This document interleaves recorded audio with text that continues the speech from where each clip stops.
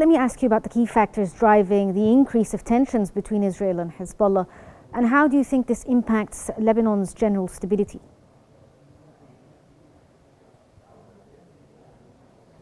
I think the Israeli occupation army is trying to put an end to the war of aggression that Iran declared against Israel 20 years ago, using its proxies in Lebanon, in Palestine, in Iraq, and Syria as well. So the Israeli occupation army now is trying to strike the military infrastructure of Hezbollah in Lebanon, and to delete all the roads which is used to transfer weapons from Iran to Hezbollah in South Lebanon. But this led to destroying the infrastructure in Lebanon, and also the refugees and displaced thousands, tens of thousands of refugees and displaced from southern Lebanon into the north.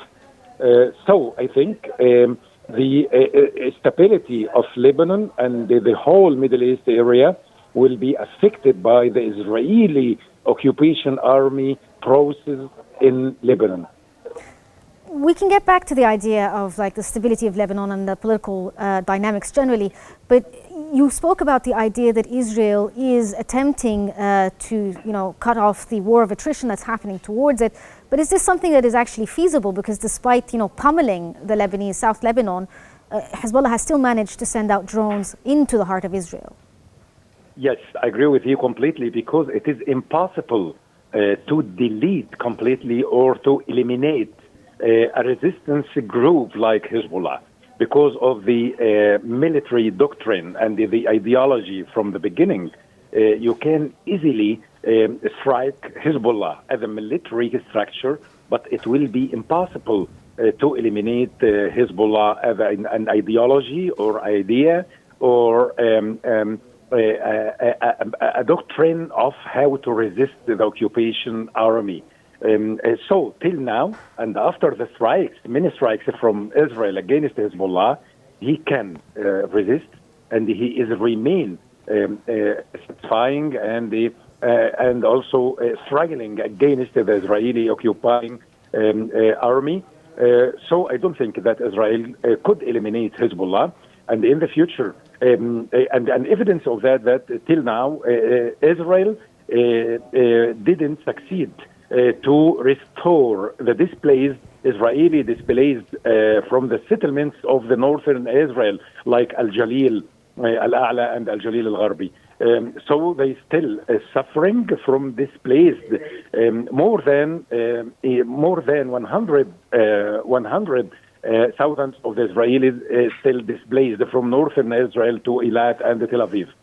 So I don't think that the Israeli army could eliminate Hezbollah, and they will still suffering from the resistance and the war of attrition from Hezbollah. Otherwise, they should accept the completely implementation for the resolution 1701.